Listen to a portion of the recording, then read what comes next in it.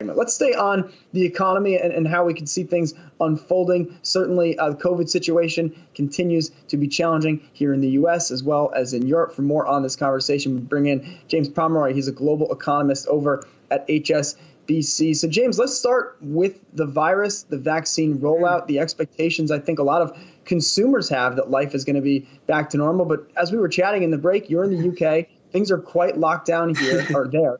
Here in the U.S., the vaccine rollout is getting better, but it's still a bit disappointing. Yeah. How is this factoring into your expectations for the economy, and is it maybe worse than you'd feared? So there's a few things going on. So you've got this sort of bad news to start the year in much of the world, to be honest, in terms of the pickup in cases, some new strains of the virus, more lockdowns, all of these things, meaning we're starting 2021 maybe in a worse position than we hoped we would be. But then there is this optimism around vaccines. And, to be fair, there are parts of the world who are doing quite a good job. Israel, UAE, the US and the UK, by our own sort of maybe what we could have expected, we're doing pretty well and things are starting to be rolled out quite quickly. But the problem you've got is that it's not so simple to say you vaccinate everyone, you reopen the economy and we get a boom.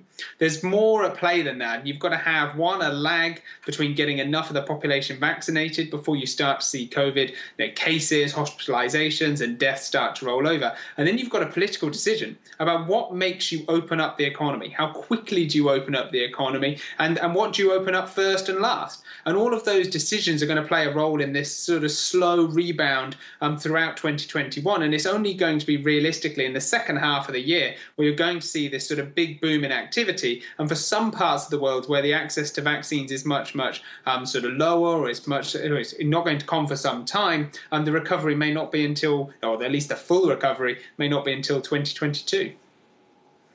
Well, and James, I'm struck, the data that Miles was just talking about, the PMIs here in the U.S., sharp contrast with what you all saw out of Europe this morning as well, where there was a contraction, right? So what also strikes me is the sort of rolling reopenings, rolling growth that we see across the globe, where Asia is much further along in its recovery than the United States or Europe. So as we see, the interconnectedness of the globe economically continues, right? So how is that all going to work as we all try to make our way out of this at different paces?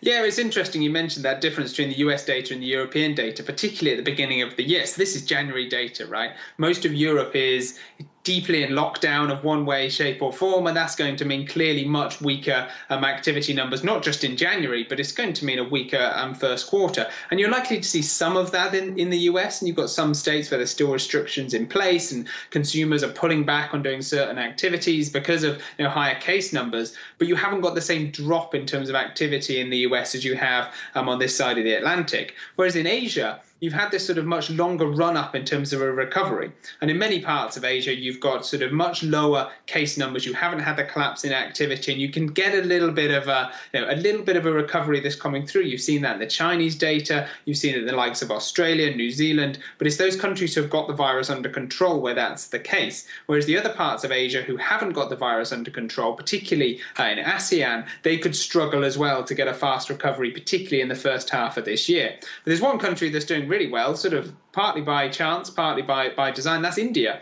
where case numbers are coming down. They've started a vaccination program. Activity data has been really good in the last sort of 3, 4, 5 months. And actually, there's an economy that probably has more upside risks to it in 2021 than downside ones. And there's not many of those around at the moment. James, what's the? Do you think a U.S. recession has been pulled off the table for the front half of this year?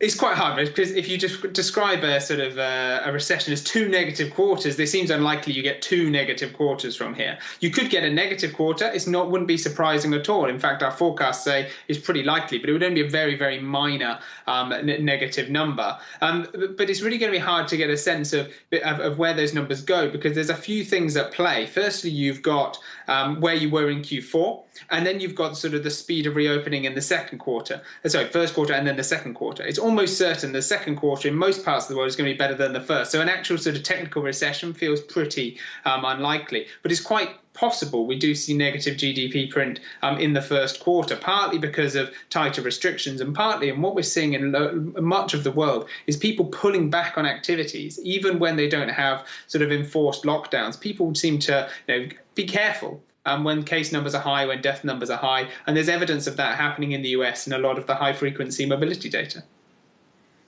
All right, James Pomeroy, senior economist with HSBC. James, I always appreciate you taking the time, and I know we'll talk soon. Great. Thank you very much.